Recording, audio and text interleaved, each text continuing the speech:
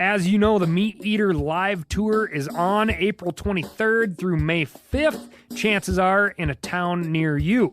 What you may not know is you can win tickets to each of these events just by going to a Backcountry Hunters and Anglers Pint Night. There's going to be a pint night in each of these towns: San Diego, Salt Lake City, Tempe, Anaheim, Boise, Sacramento, Missoula, Portland, Tacoma, where you can compete in Meat Eater trivia and win not only tickets to the show, but a chance to be on stage with all of us. So get your butt to a pint night, and we'll see you on stage. Hey, I'm KC. And I'm Tyler. And you're listening to The Element Podcast.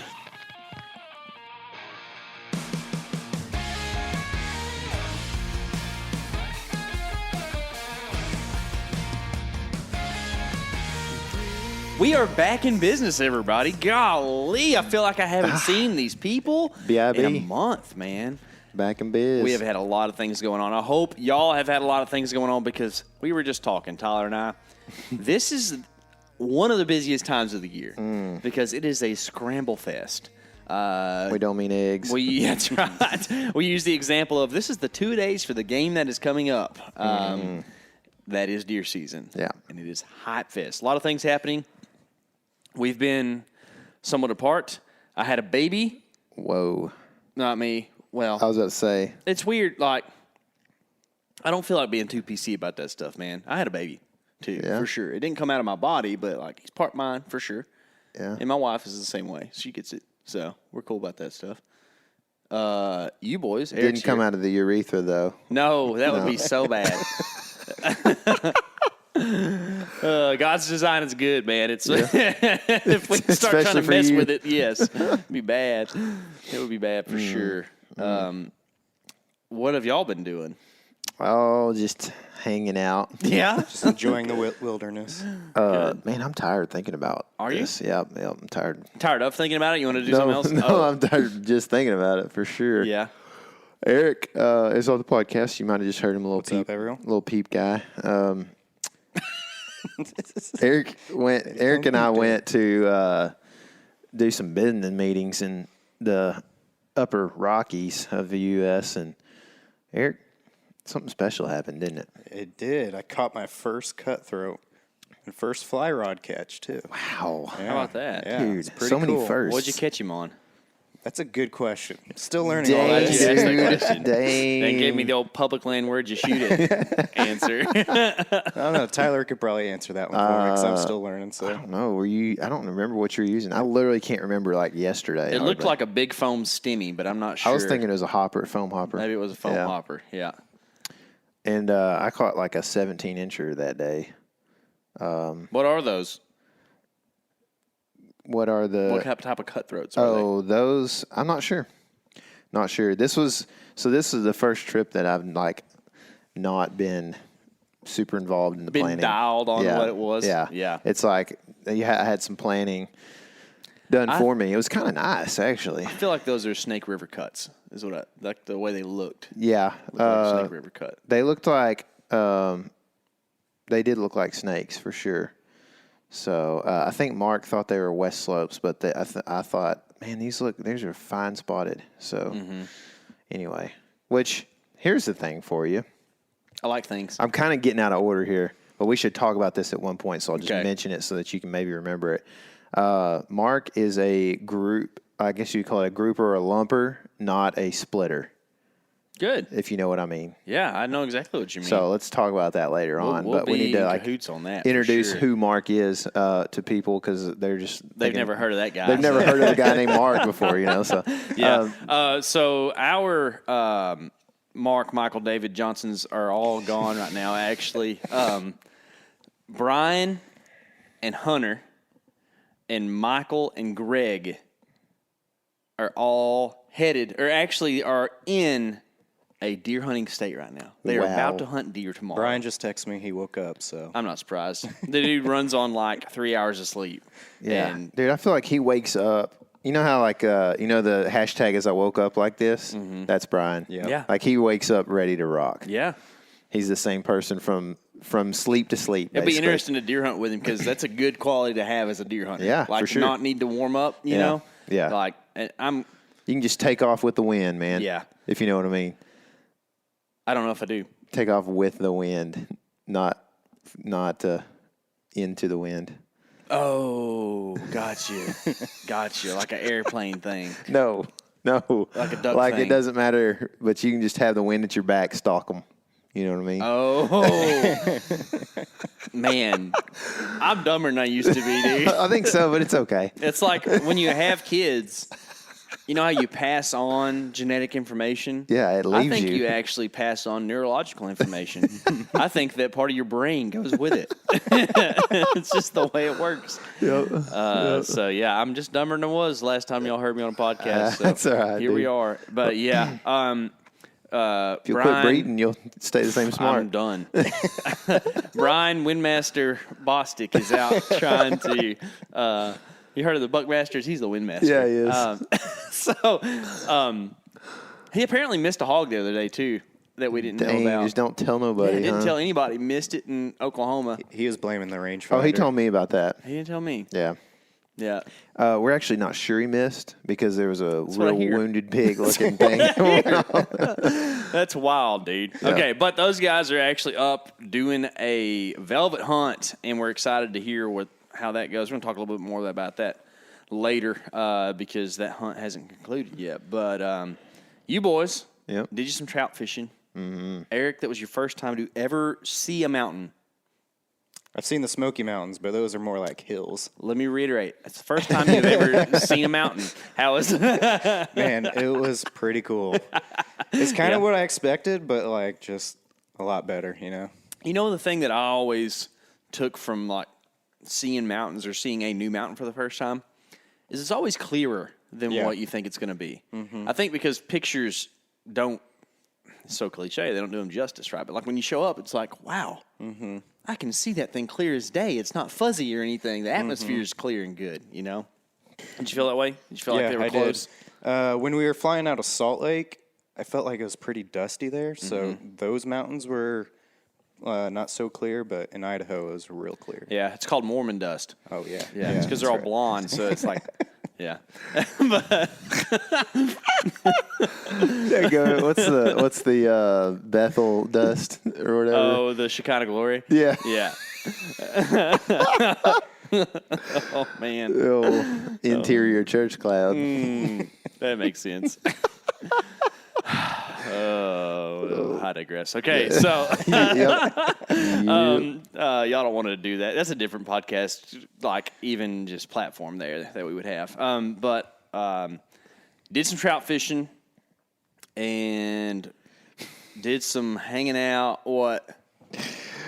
I gotta turn comments off, man. On YouTube or yeah, what? Did somebody new say somebody something wants cool? to know. This is on your video, so you didn't explain it well. But how do you decock the bow once you draw it back? Oh man, This is a compound upright bow, y'all. By the way, well, I mean, that's it's silly, just, but no, it's a newbie, and this is what the video is. How to shoot a hunting bow for beginners. Yeah, so- maybe I should have covered that. Yeah, what happens if you don't want to shoot?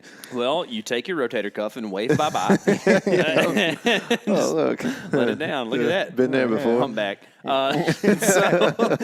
have anyways, no clue what's happening right yeah. now. Okay, we're going to have a direction to this. But, by the way, guys, we do have a new YouTube video out that I think that you will all enjoy and get something from because I actually learned something by doing the video. As weird as that sounds, I had to think about the top mistakes that public land hunters make in a la myself. What do I do and what have I done that was a mistake?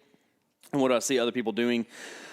Get on there, watch that video. That's our take on it. If you have other things you need to add, put that in the comments section, and we will put that as consideration. Don't say anything dumb because we will make fun of you. Yeah, don't ask how to decock the bow. That's right. But that is out on YouTube. And we'll put that in the link to the description. And by the way, YouTube is about to be wild right now for the element because pretty much until deer season, there are hunts and things that you get to see that are unreleased. that are rocking and rolling. There's some Texas stuff. There's some other places stuff's going down on there where bucks are going down and cool things are happening. So if you haven't, I don't know why you haven't. If you are at this point in podcast world with the Element, we're at like episode 250 something, maybe 60 something, and you haven't subscribed to the YouTube channel, probably about time you did that. Okay, it's probably time. Yeah. So, anyways, you boys went to the mountains. We did. And then Eric, what? I feel like when I go to the mountains now that I'm not quite as impressed as I used to be. And that's not good. Yeah. You know what I mean? Like the first few times I went to the mountains, I could not, like, I would just have my face pressed against the window, you know? Mm-hmm. And now I'm like, they're awesome, but I just don't have my face pressed against the window the whole time, you know? Do you find bigger mountains or do you find other things that are going to impress you now? Like, what's the next step? Is this a natural world thing or just entire world thing?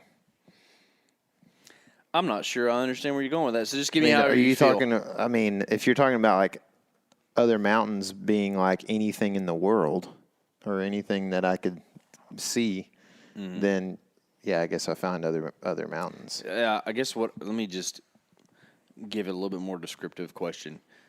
Do you feel like you need to go to Alaska and see Denali since it's like... Yeah, that's the thing? Yeah, as far as the outdoors go, probably. Yeah. I probably do need to see bigger mountains.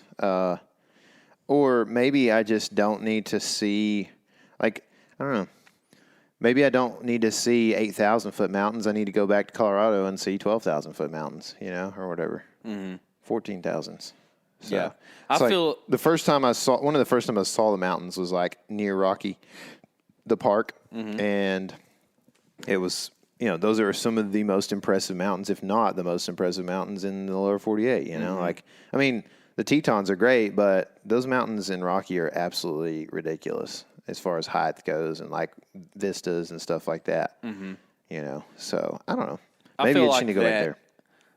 All of that Alaska stuff, my parents just got back from Alaska. They went on a vacation up there to see my uncle. And I feel like there's some wild mountains in Alaska. Like they got the jagged thing going on, but they also have I'm on the coast, so the base of me is at 0 foot of sea level, and I'm going to go up to 14,000 feet, and it's like, wow. That's what Alan was telling me. He went to Denali recently, and he's like, you know, it's a giant mountain, but then also, like, its starting point is so low that it's just crazy. Because it's like, you see a lot of mountains, like even in Colorado, you'll see where like the baseline, you're starting at like 9,000 and going up to 14. It's like, yeah, it's 5,000-foot mountain, no doubt big, but like when you're talking about Denali, it's like whatever it starts at is super low and it goes to what, 20? Is Denali 20? I thought it was 18. Maybe. I don't know for sure, but I do know that. Fact check. You can look that up. I saw the other day, I watched something or read where Denali is actually taller than Everest because Everest's base is at like 5,000. Yeah. And Denali's base is like 400. That's what Alan said. Same thing. Like, yeah, it's a basically, yeah. That's it's not the highest elevation, but it's the biggest mountain. Actually, the biggest mountain's in Hawaii, I think, because if really, because it starts at 0. It starts below the ocean, which is weird, but whatever. Somebody can always give you some anecdotal, nuanced answer to something and be like, you know, like there's always a... Denali is 20,310 foot. Wow, that's big. Yeah. That's wild. 20,000 feet. We have cool things in America, dude. The highest I've ever been is 12, I think. Really?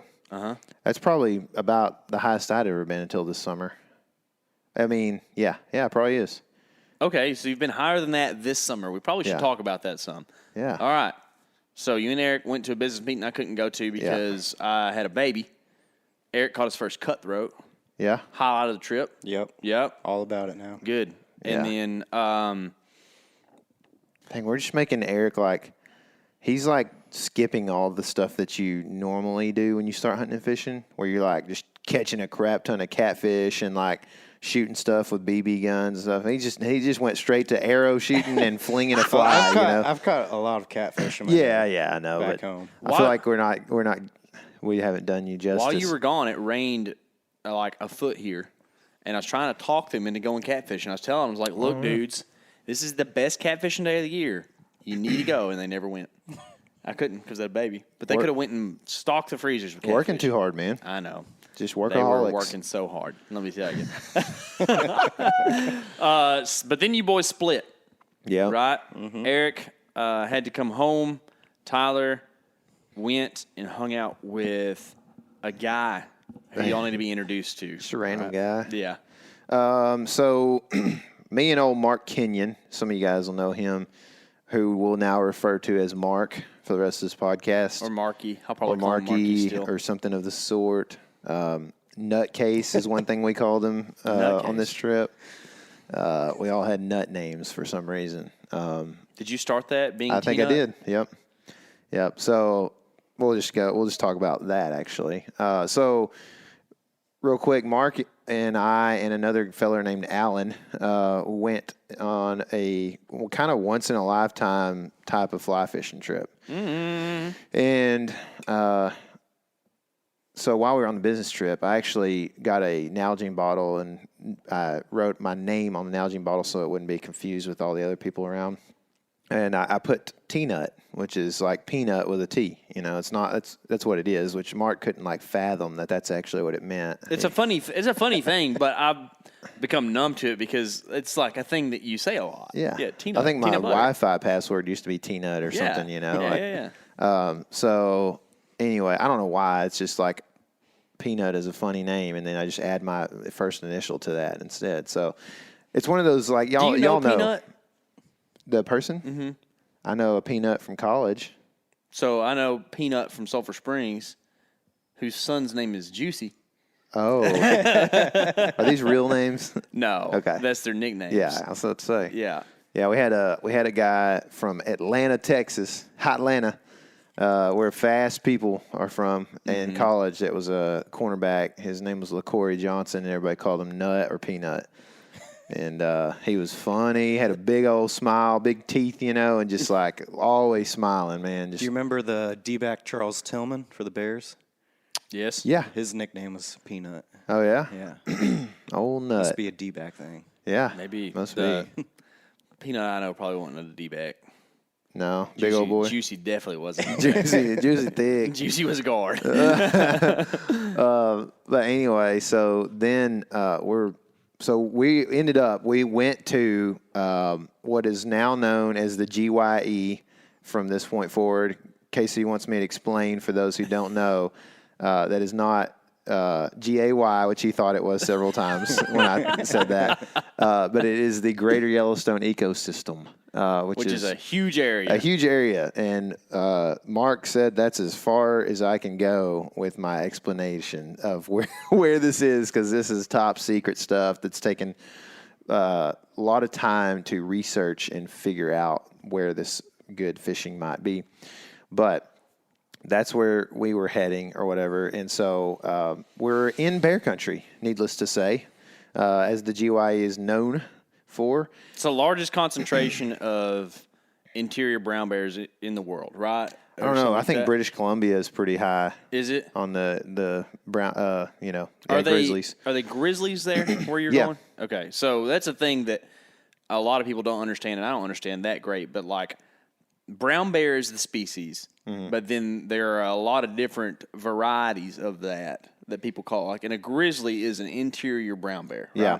And a Kodiak bear is different than that. Yeah. A brown bear and a Kodiak are the same thing. It's just that Kodiak Island is like known or whatever as a mecca or whatever brown bears. But brown bear is essentially a sea coastal bear, basically. And so the brown bear is actually technically usually bigger than grizzlies because they feed on salmon so heavy on the coast. So, but they're the same thing. The grizzly just eats a lot of berries compared to the salmon diet. And dudes. And weirdly enough, in this GYE, I think there's like 10 dudes that get scratched up every year by grizzlies. I like it.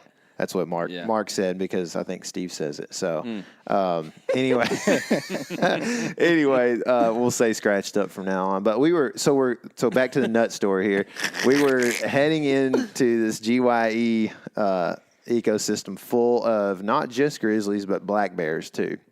And this is basically the Yellowstone Park bleeds out wildlife. So essentially way Mark helped me understand it is that the Yellowstone is this created sanctuary, but the founding fathers of conservation also decided it would be a good idea to encompass this area with more national forests and things that help protections and management of the area, because it's such a special area, which Mark romanticizes this area tremendously. And I think lots of people do.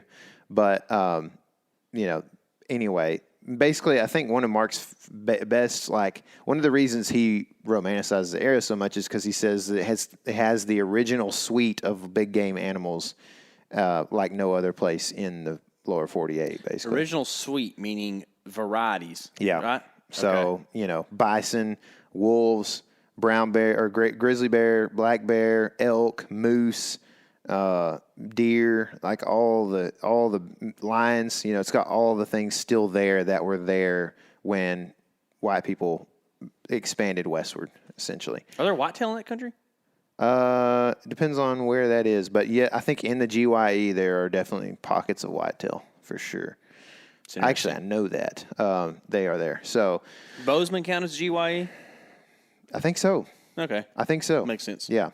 Massive area, right? Yeah, big.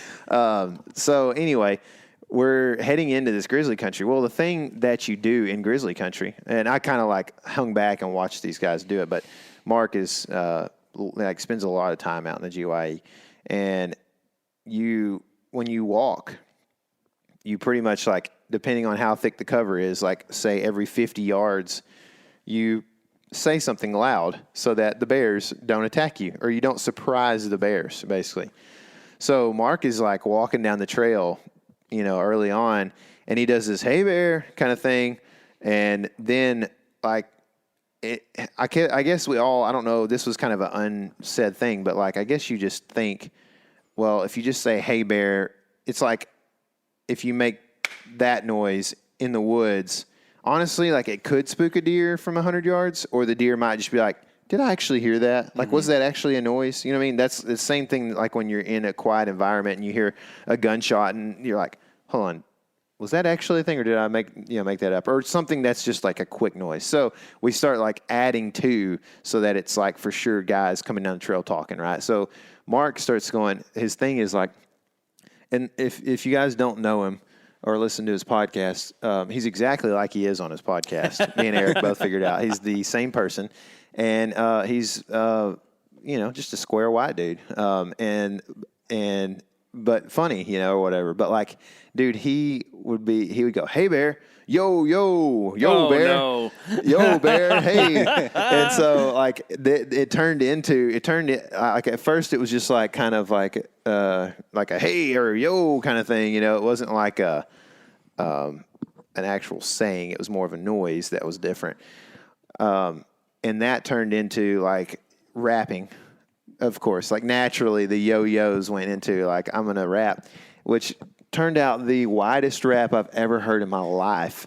And I started calling him Krispy Kreme and Froggy Fresh, if anybody gets that reference. Did Mark get it? No, I had to explain it, of course, But he had to explain it to me the first time, too. So, well, he definitely had to explain it. And he loved it once I did explain it. But yeah, so he started doing this rap. Well, he came up with, of course, because he's square. He rapped about T-Nut, but then also Allen's last name starts with a C, so he called him C-Nut, and then called him his own self Nutcase in the rap.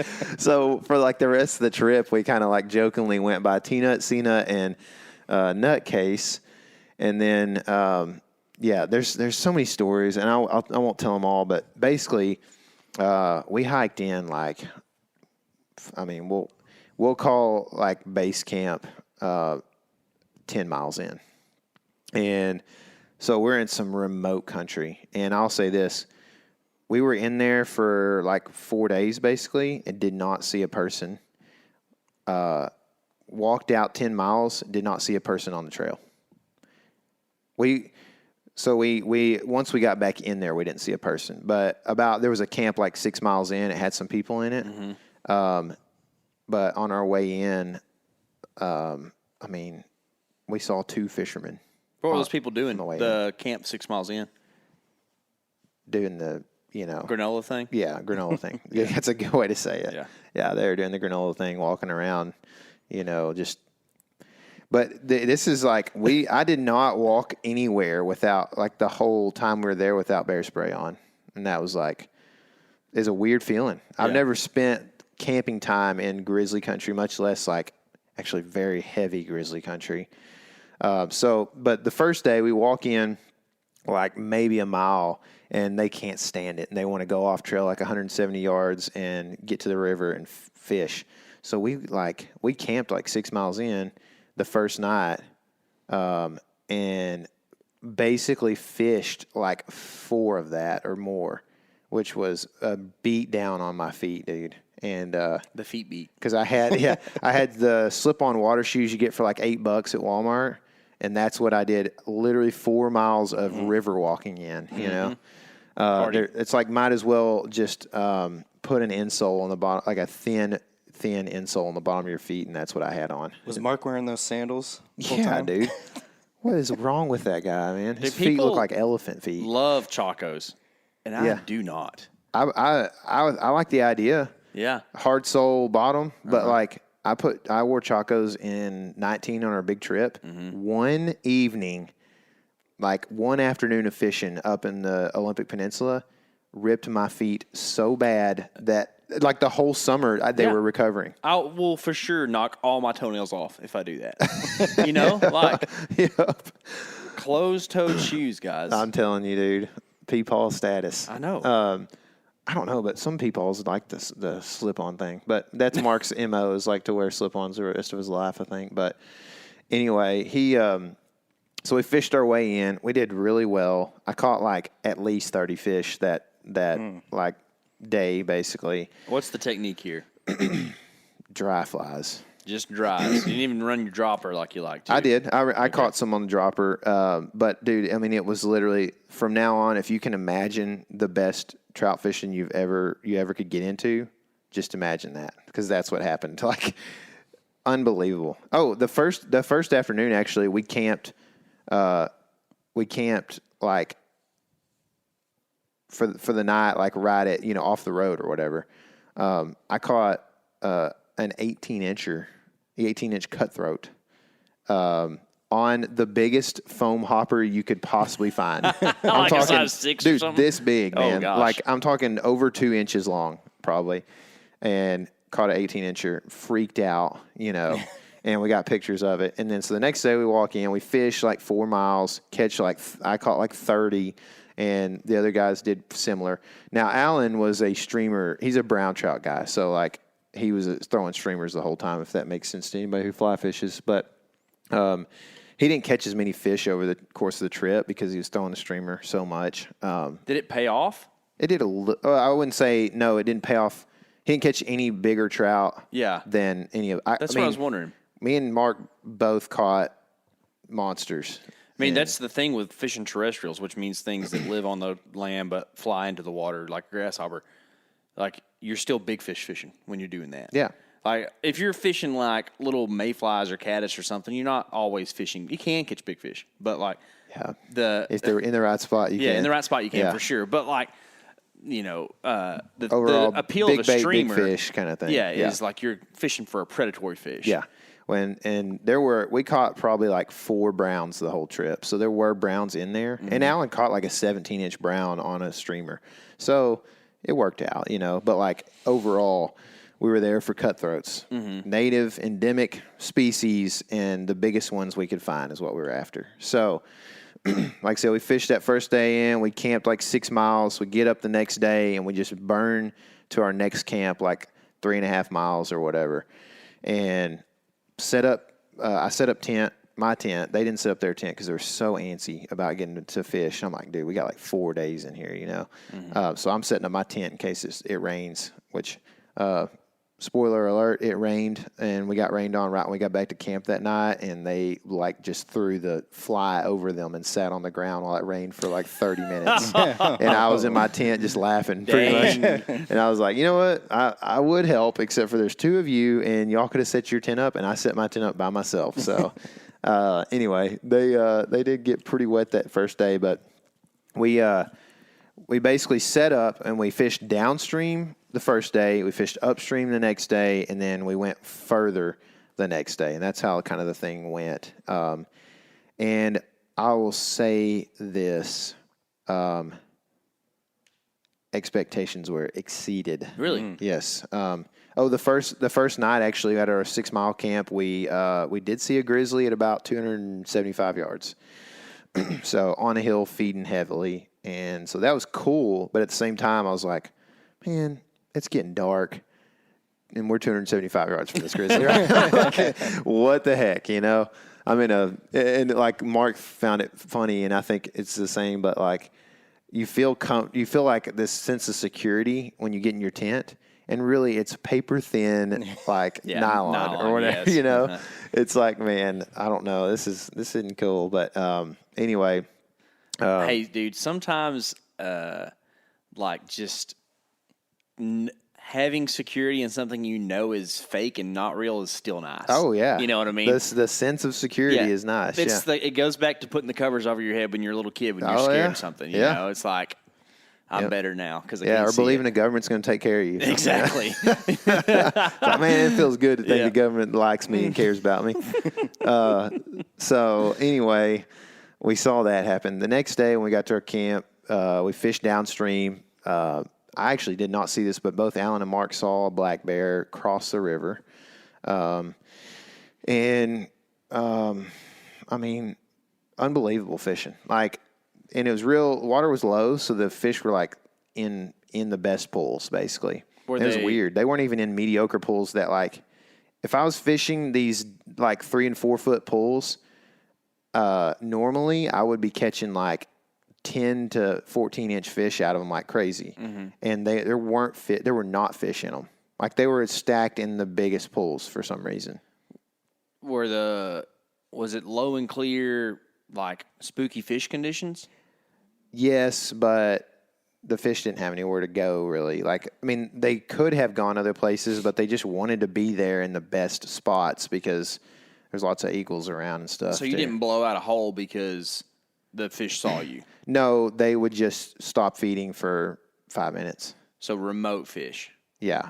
Oh, yeah. Just fish that. I mean, dude, we fished for 3 days, like anywhere from 2 to probably 4 miles up and down river all 3 days. And I did not see a single piece of trash or fishing line and barely saw old boot tracks on the river like a couple of times. Sounds worth doing. Dude, nobody around. We were in there at a like formal campsite.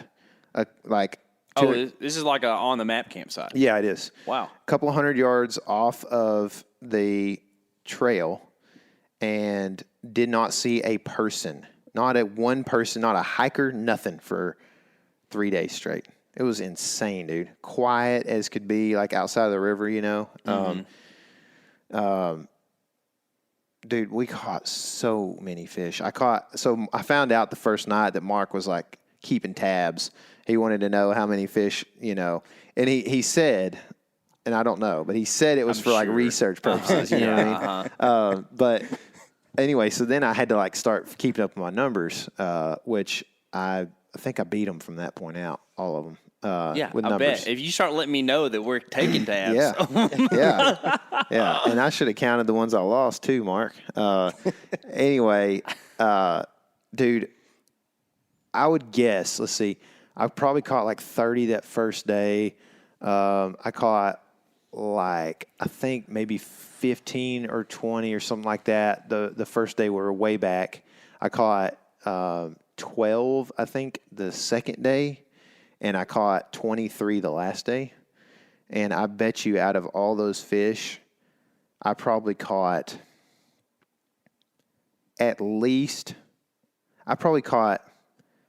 12 fish over 17 inches. Dang. Studs. Huge.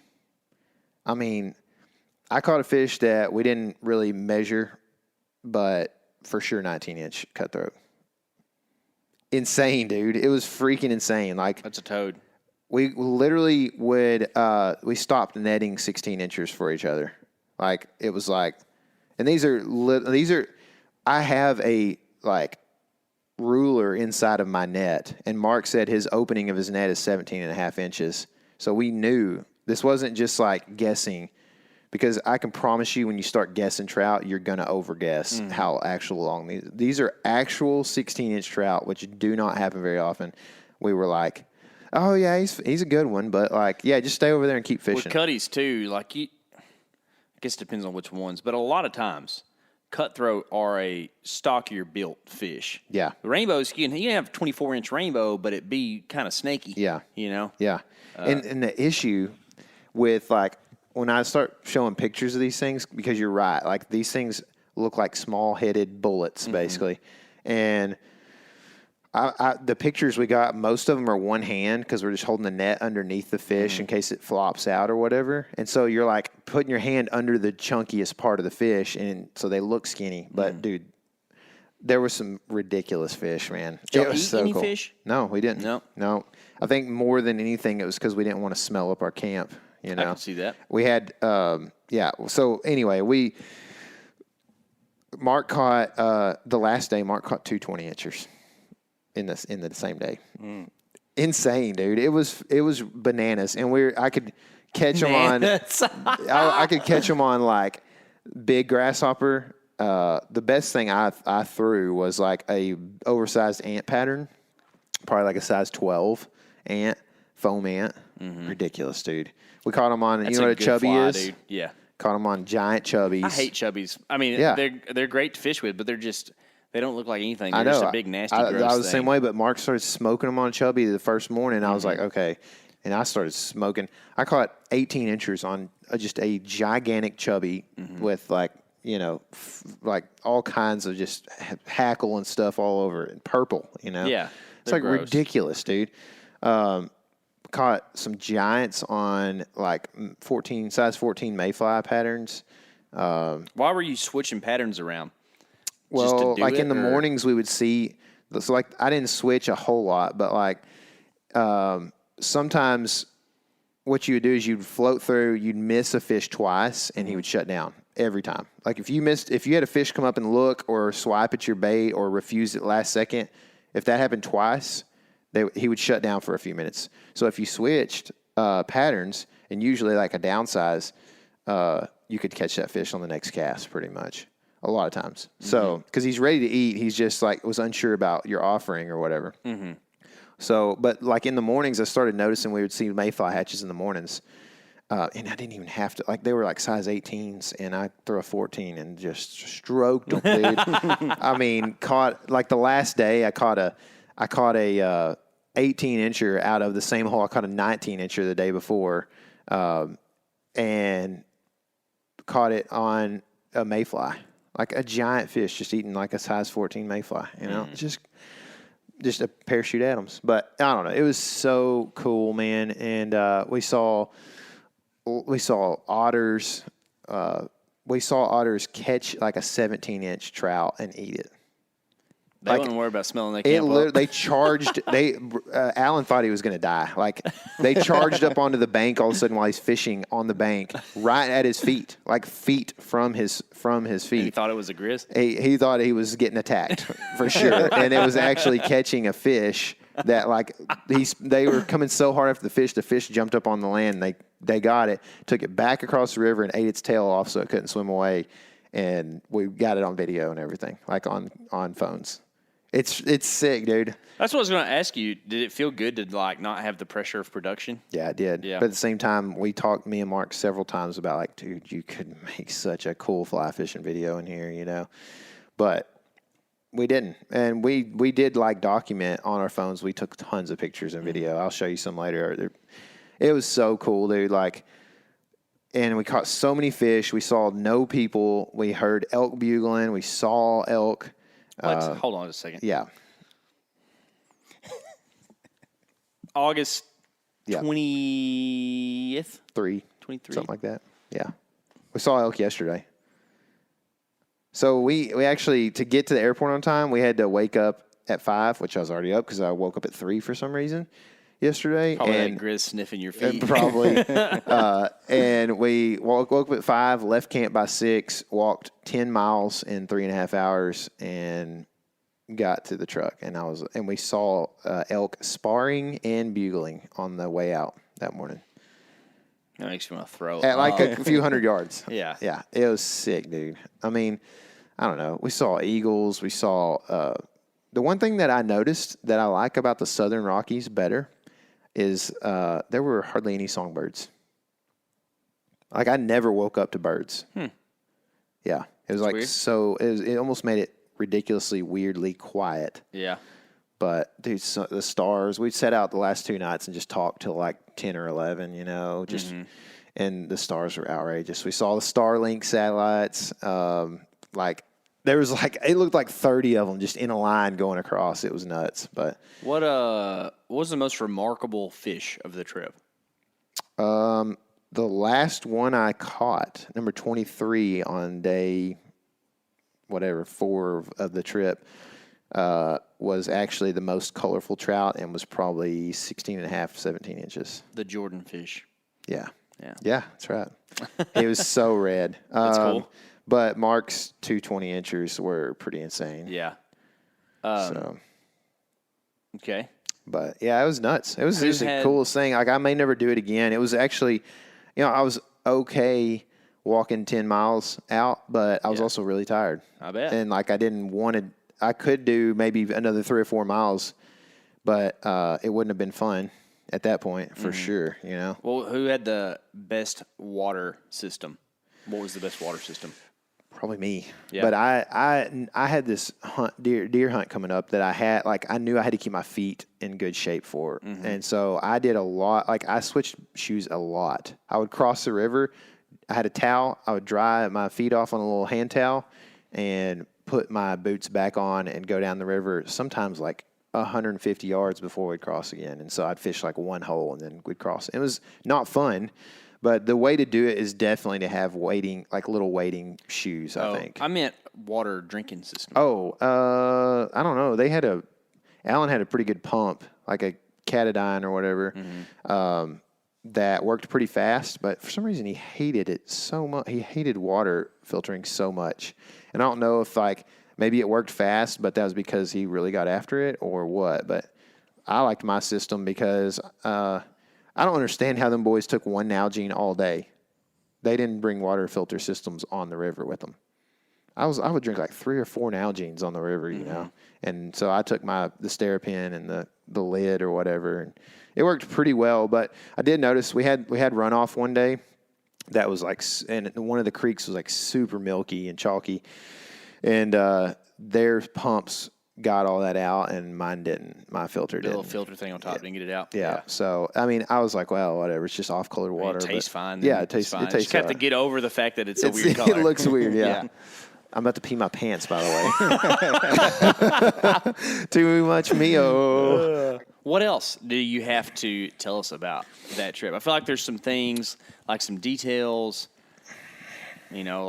stuff you saw or things that were interesting that you thought were unique back there or whatever. This is difficult because some of this stuff, I'm pretty much sworn to secrecy on a lot of what's stuff. Mark but there's gonna do? He's freaking he is a pencil, Yeah. He's a pencil. I could definitely take him.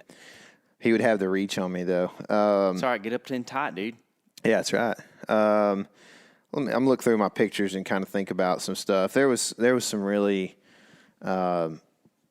there's some really cool stories that I'll definitely have to tell you later on. But so I was trying to not see much because I always like to podcast about this stuff first. But I did see y'all found a really big elk deadhead. we saw several elk deadheads and 2 of them that were very big. Yeah. Like this one that was there. That's toad. Yeah. Dang, those Upper Rockies elk, it's strange because they don't have the time length, but they got the mass for days. Yeah. It's crazy. The fronts were good on that bull and the other one that you saw too. Mm-hmm. Like those are good fronts. There was not like, I didn't feel like there was a ton of elk around. But there was, I mean, definitely bulls. We glassed some bulls. We heard bugles.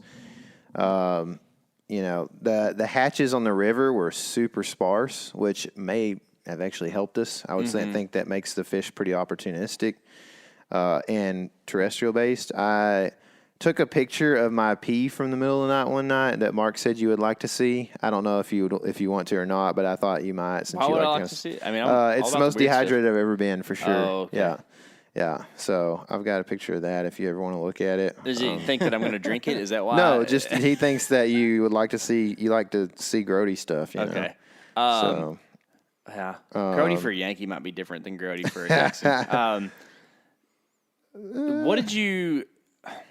So the cutthroat rise is kind of a thing. You know what I'm talking about? Slow, meticulous thinking about it. Did you notice that they were still that way? Because I've never, outside of splashy cutthroats in pocket water in Colorado, I haven't got to fish like cutthroats that much. You know, so I don't see that a ton. No, I it definitely was. It's so cool.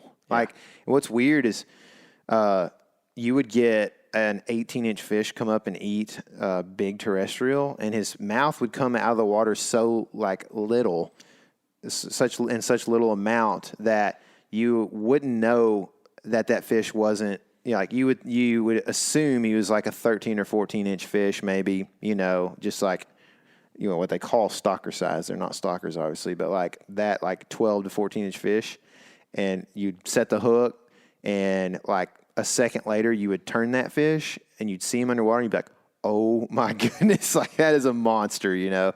And so like you would, even when they'd come up and you'd see their whole body and everything, just the refraction, you can't tell how big they are, and the way they sip, you know, you don't see much of their mouth or head or anything a lot of times. And so like it was really awesome because every time you set the hook, you didn't know what you actually had, even though you saw the fish eat a lot of times. But I did have, the first day we fished downstream, I literally, I caught like maybe, I think I said like a dozen or 15 fish or something.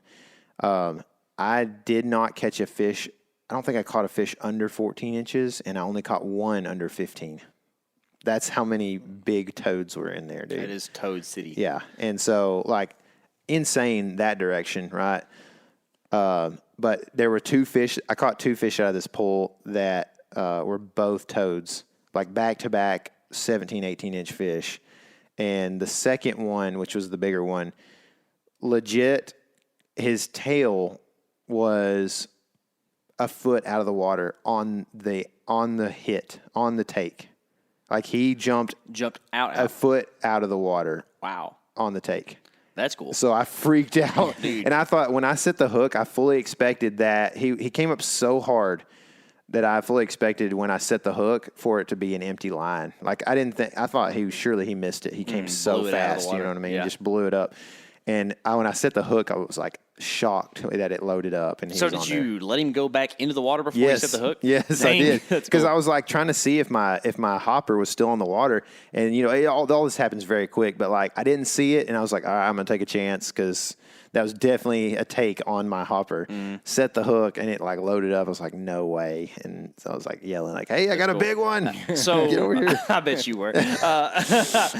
But how did you feel about downstream versus upstream? I don't like to fish downstream. No, I don't either. But, you know, it was big enough that, like, you could kind of get where you wouldn't spook them. It's also remote, so, like, they're not super spooky. I think they behave differently in that remote situation, whereas, like, you know, they're not used to seeing people.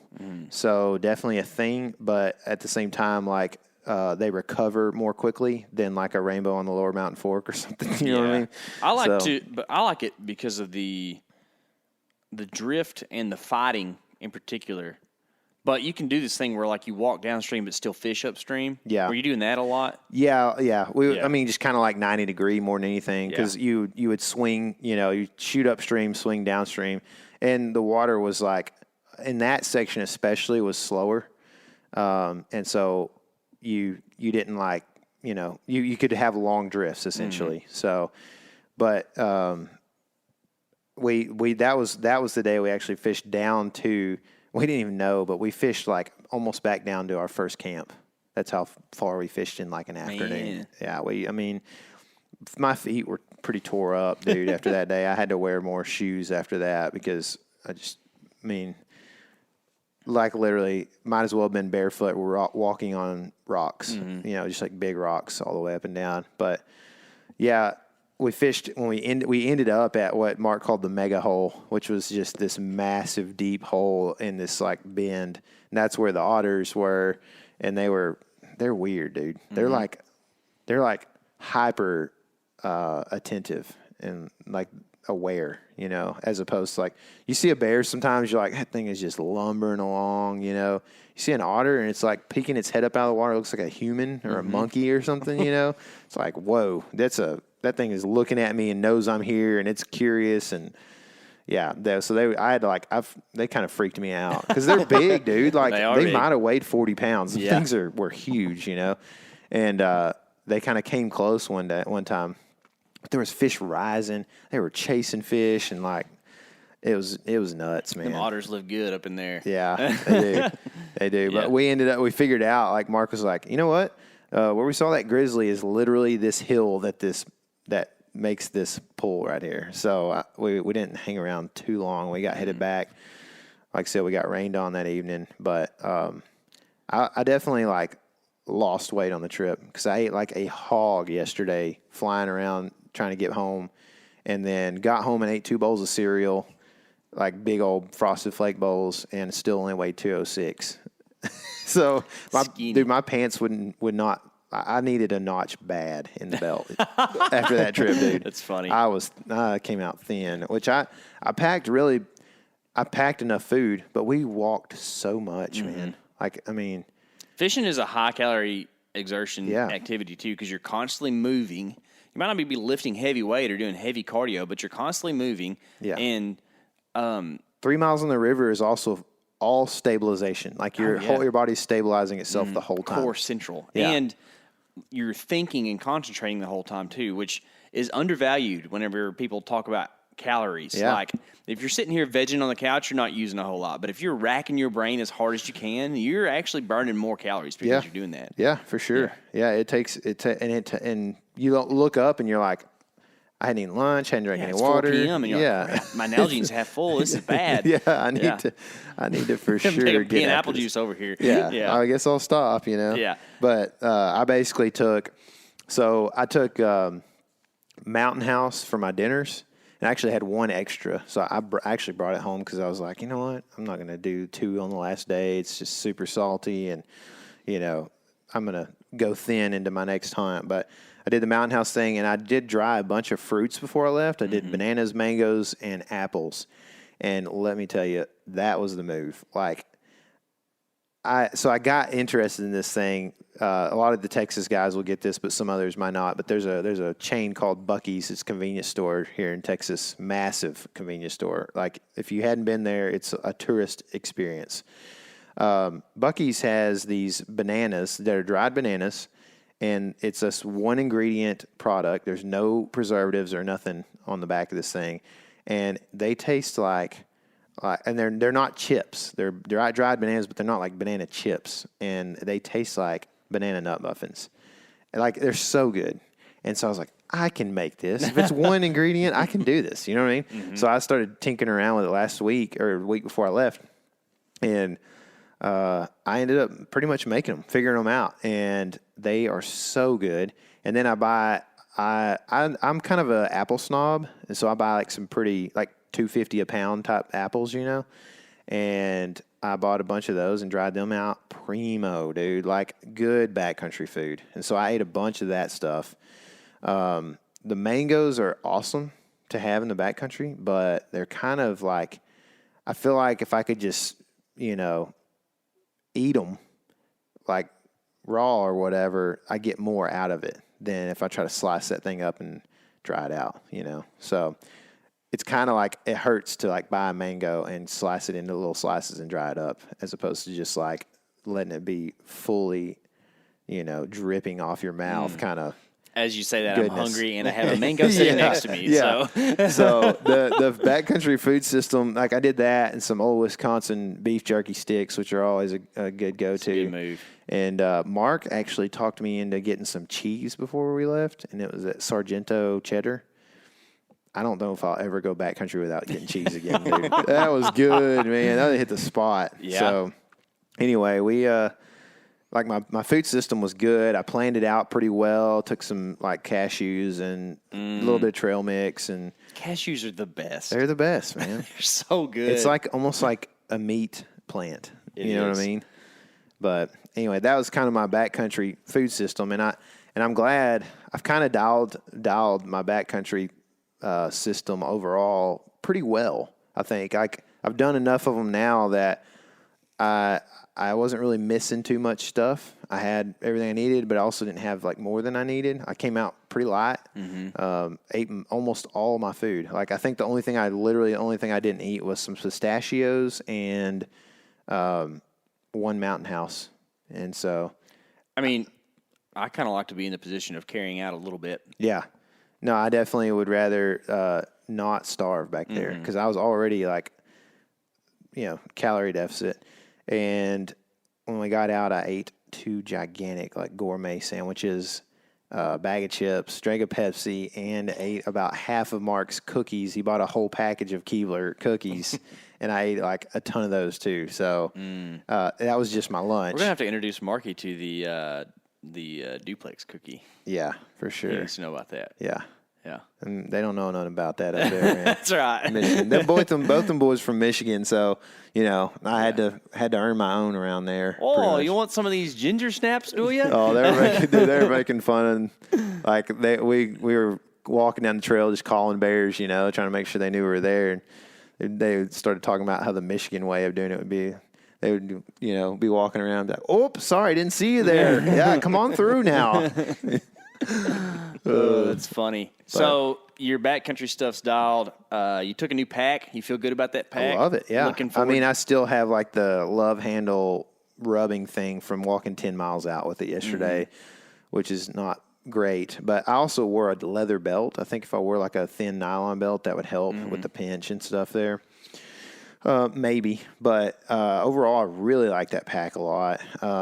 And I say I'm dialed, like it's definitely more dialed than it's ever been, and I feel pretty good about it. But I don't want to say that and then go on this next trip and be like, "Hang on, man, I messed that up big time," or whatever. But I feel pretty good about it, So, and the next trip I go on is actually Colorado, and I'm going to be doing some mountain mule deer hunting, I think. So I think you will too. I'm pretty excited about it. I think you'll be doing some mountain mule deer hunting. Yep, for sure. That's the next thing up, and that happens in, I think Eric and I are leaving in 4 days. What day are y'all leaving? We were kind of debating this, didn't really know for sure. I think we're gonna leave. I don't know. We'll have to decide. But yeah, we're gonna try to get out there and pretty soon and shoot a mule deer somewhere. Hopefully he's a good one. And it'll be Eric's first backcountry mountain trip. Yes, sir. Yeah. So I'm going to try to help him out and give him a, upper hand, give him the shortcut, but he's going to be thrown into the wildfire right now. And hopefully he has all the things he needs, He looks like he does. Usually what you end up doing is packing too heavy the first few times, and then maybe like a few trips where you're like, oh, I need to downscale, and then you end up coming out too light, and then finally you kind of dial it all in. That's basically my biggest worry right now is like, how do I pack for this thing? Yeah. Just one thing I would tell you for advice is, and I might be a little different than Tyler on this, but I like to have a little something to kind of make me feel good from time to time. So like the Mio thing Tyler does, but like at night I like to do like a hot tea or something at night. It just kind of like It's right up his alley. yeah, it's a nice thing. Sir. Peanut butter Snickers is the thing, dude. It's the best thing. Those are good for sure. Oh, Those are good. I'm gonna try to do less of that this year though. Like I got real bad in whitetail season about just eating snacks and stuff like that when it's like you're actually not expending a whole lot, so maybe you should eat a mango or something. But Yeah. not a lot of mangoes back in the Midwest country. They aren't big on the mangoes there, I don't think. yeah, that was Alan drank one of those Jarritos drinks or whatever, orange one That is a yesterday. sugar He's like, man, this supplement. is good. And it's like, I think I've seen these up in Michigan before, like in the Latin section or whatever. Latin section. I was like, y'all have segregated stores up there or what? I was like, all of our stuff's combined down here. That's funny, dude. I was just kind of making fun, but he liked them. He's like, I don't know. I was like, those are on every job site, man. Yeah, like he needs to try Manzanito or whatever they're called. That that apple one. Yeah. You talk about a sugar fest, boy. yeah. What's funny is his. It was only like 40 something sugar grams of sugar or whatever, and that Mark had an Orange Crush. Oh, like the original. Rager. Yeah, like 73. Yeah. He as soon as he found Alan brought that up, he was like, "Oh, 40-something grams of sugar." He's like, "Yeah, that's pretty bad." Looked at mine. It was like a Pepsi. It was like 30-something or 39 or something. And Mark goes, "Oh, 73," and he stopped drinking it immediately and put it in his bag and threw it away.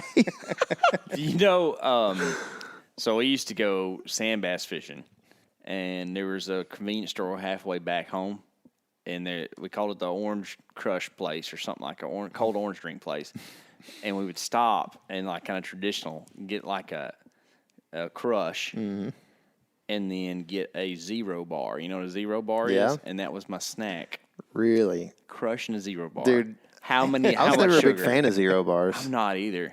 But that was they the are thing we built did. out of sugar. Yeah, buddy. Yeah. Like that. Don't they have the whole top half is like a sugar cream thing?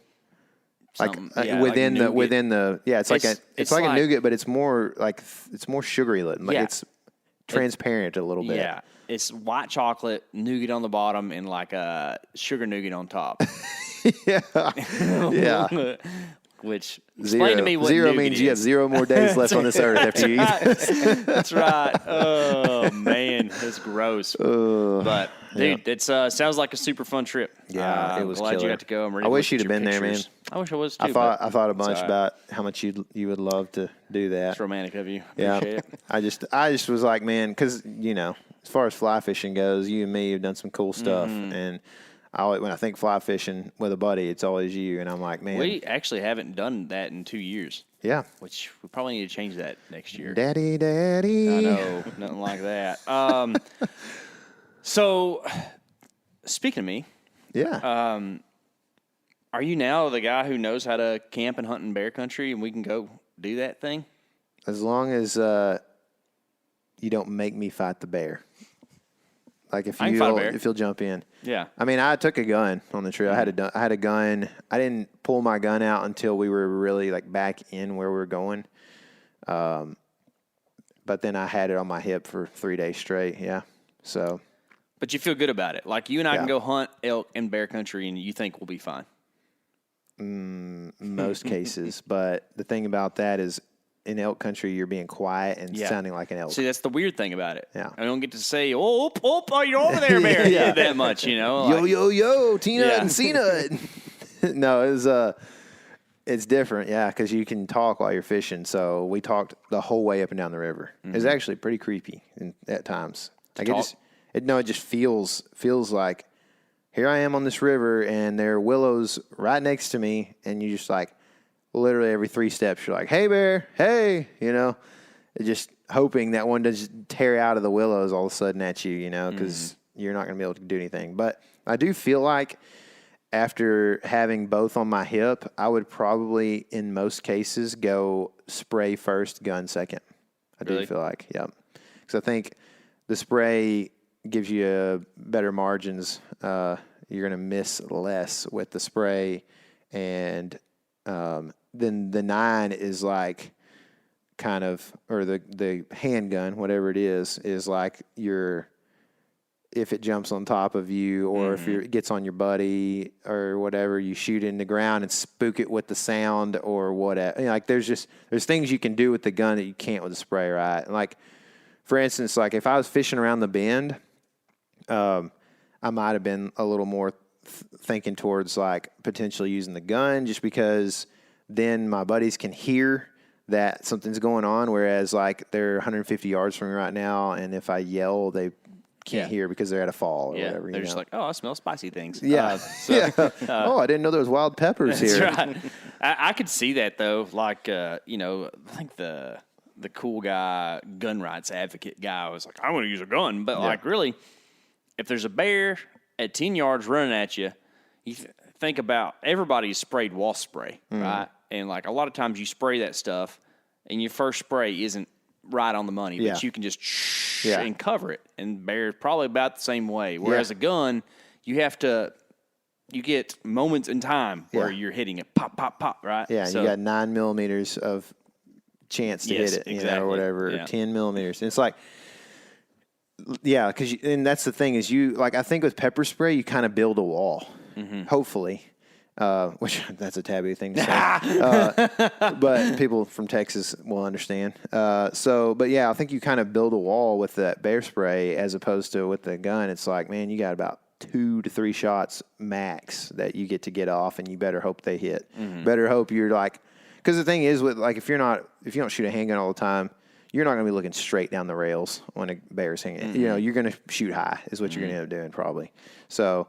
Like, I just feel like that was the first thing. And then, if by chance the bear got on you, then you hopefully can get your gun out and just put one right in its chest or whatever. Well, that's the other thing with a gun is like, I don't know, a bear charging, you have a pretty small area to hit to actually stop that bear. I guarantee Like, you hit him in the leg, he's just be madder. Yeah, yeah.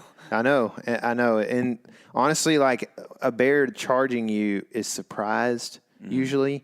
They say, and if you just shoot off a big old loud gun thing, it's likely to freak the bear out even more to the point where it like does some weird stuff. You know what I mean? As opposed to like, I'm going to act like a skunk here that has pepper spray in my butt, or whatever. Yeah. So I think that the one thing that I didn't like about the trip is the fact that literally the whole time you have to be bear conscious, and that's what I like about the Southern Rockies is, I mean, outside of like hanging your food, I don't hardly ever feel too weird walking around. Sometimes in the willows next to the river where you can't hear, it's kind of weird. But like outside of that, I'm never like super worried in the Southern Rockies, but there it was literally get out of your tent and put your bear spray on in your tent so that you have it on when you get out, and walk to the food where you got your food 100 yards away, and the whole time saying hey bear, because there might be bears at the food. And then the whole time you're fishing, like every time you're not actively fishing, you're moving up, it's hey bear, hey bear, hey bear. You say it like thousands of times. And so just that whole like consciousness that you have to stay safe is also kind of like an annoyance and that kind of thing. So Mark probably wouldn't like to say that because he appreciates the Grizzlies for sure. So, which I do too. It was cool to see a Grizzly. I've never seen a Grizzly in the lower 48. So it was cool to see that thing. And at the same time, also like getting dark and like, man, I'm about to be in a little tent next to, my food hanging on a pole basically. And, just, I don't know. You hope that you don't have like toothpaste on your pants and the bear thinks that he needs to dig around in your tent that night. So see, that's the thing I don't understand is why would it be like the smell of cooked trout is any different than the smell of my human flesh? Like why? I've thought of that too because I got ripe. I was gone like 8 or 9 days, whatever it was, and I took one shower over the course of that. So I was smelling. And I'm like, the only thing I can think of is that maybe the like stench of body odor is not really something that they key in on. You know what I mean? I don't know. Like surely an elk stinks but it's different. You know what I mean? I mean, I've cleaned some elk, and bulls are nasty. Yeah, but even like outside of the urine on their hocks or whatever, like just like the dander or whatever, like maybe, I don't know, maybe that's not what attracts a grizzly to an elk or whatever. And really, I don't think that grizzlies are tracking live things all that often. You know what I mean? I think more than anything, they're turning over rocks and eating, you know, voles or whatever it comes out of there, and berries this time of year, and you know, kind of almost scavenger like than anything. So I don't know. I feel, yes, I do feel more comfortable. It's like anything, man. The more you do it, the more comfortable you are. It's like the more you sleep in your bed by yourself, the less you put your head under the covers, you know? So I don't know. It's more comfortable now than I was. Which is funny. With grizzlies, you might should feel less comfortable. Yeah. The further you go, because it's odds. Yeah. Right? So, like, every year, somebody's going to get eaten by a grizzly. And the more you do it, the more the odds are higher it's you. Yeah. So the first time you went, you should feel real comfortable. Yeah. If you've done it. I'm good now. I've camped in the backcountry with grizzlies 5,000 times. Well, buddy, you about to get eaten. I mean, that's like every odds are running out. When we did those British Columbia hunts, like those guides all have stories. And it's like, that's because they're there all the time. And they're in the woods with them camping. And it's like, you know, I mean, the guide the second year was like, he didn't even know how many times he's been attacked by black bears. What the heck? What? The bears that aren't supposed to attack If people, right? coyotes attacked me, I think I would know how many times coyotes attacked me, even though they're small. It's like kind of freaky, you know. He just like didn't even have a count on that. He knew how many grizzly attacks he'd had on him, like 3 or whatever, or 2, you know, or whatever. But like the black bear thing, he's like, oh yeah, they charge all the time. I'm like, what?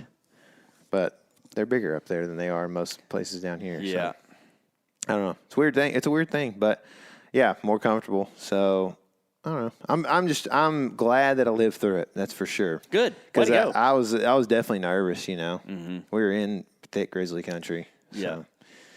I mean, obviously, like we saw some elk, a grizzly, a black bear, and no other big game. So that's like, you know, no moose, no wolves. We saw 2 deer, I think. So just as many bears as deer, if that makes you feel good. That's a thing that you see in the Lewis and Clark journals, is that the country was overrun with predators. Like it was a thing. There's a ton of predators on the landscape whenever humans aren't involved. So what is that? What kind of conclusions do you draw from that? How spiritual do you want to get? You know me. How spiritual do people want to listen to, I guess. I feel as if the dominion of man is a good thing. And when men come around and can do what we are commanded to do, and that is to be stewards of the land, one of those things is making sure that we are a part of the balance that's out there, that we are supposed to exist here. We're not supposed to be exclusive of the things going on outside. Yeah. So whenever we are there, and we in turn not eradicate, but take the numbers down of the predators, we flourish, and so does the game. And then predators still get to exist, but have a conscious fear of man, and then therefore live in the places they should and don't feel like they're the bosses. Yeah. That's how I feel about it too. Yeah. But me and Mark talked a little bit about, you know, they had a grizzly hunt, or a draw for a grizzly hunt for the first time since the endangered listing. 3-4 years ago, whenever that was. And before the hunt actually happened, it got shut down, you know, and that I was talking to another guy, in our business meeting that Eric and I had, that, he doesn't think that it's going to, like, he doesn't know if it'll ever actually come back to light. Like, he feels like we will never hunt grizzlies. In the lower 48? Yeah. Yeah. So that's weird. Yeah, that's how it goes, dude. Once you don't hold the line never comes back. Yeah.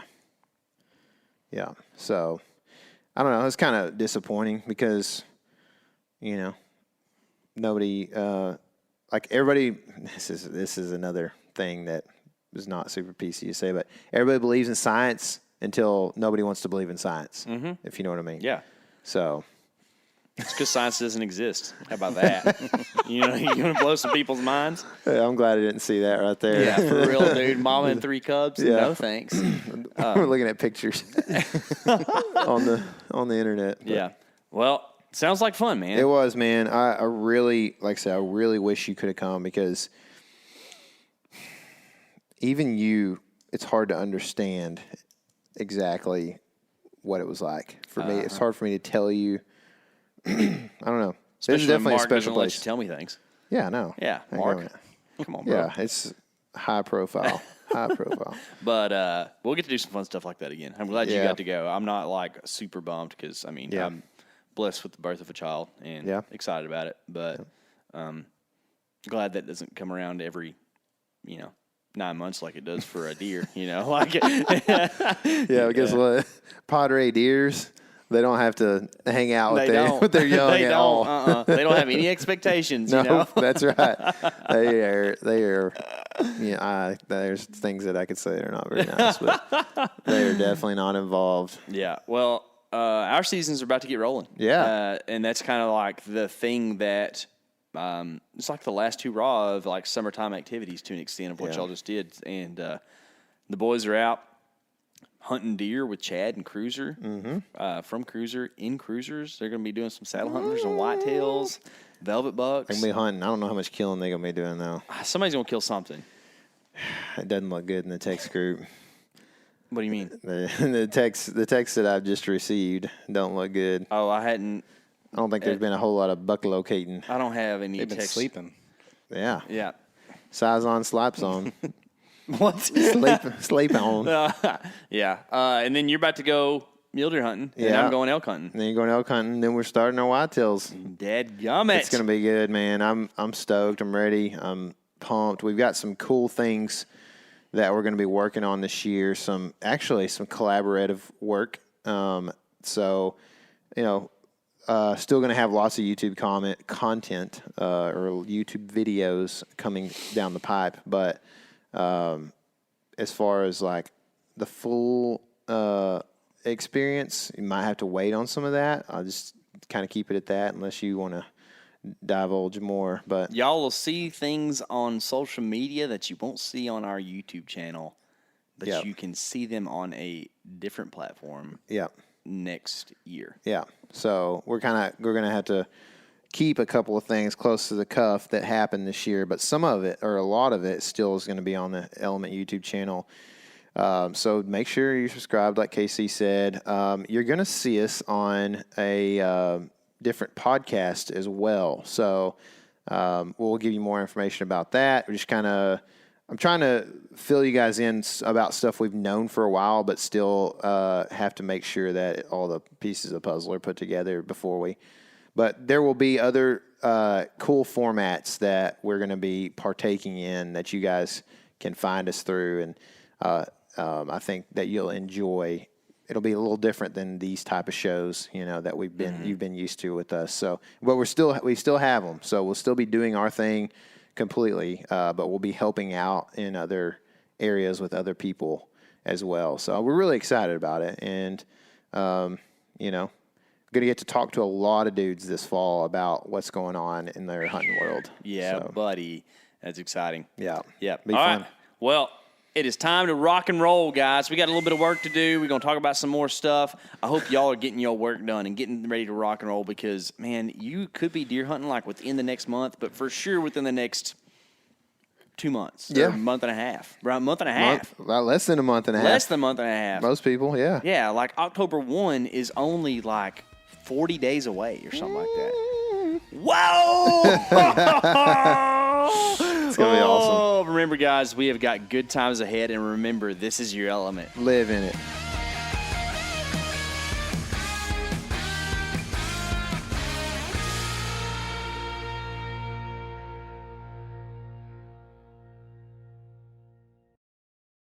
As you know, the Meat Eater Live Tour is on April 23rd through May 5th. Chances are in a town near you. What you may not know is you can win tickets to each of these events just by going to a Backcountry Hunters and Anglers Pint Night. There's going to be a pint night in each of these towns: San Diego, Salt Lake City, Tempe, Anaheim, Boise, Sacramento, Missoula, Portland, Tacoma, where you can compete in meat eater trivia and win not only tickets to the show, but a chance to be on stage with all of us. So get your butt to a pint night, and we'll see you on stage.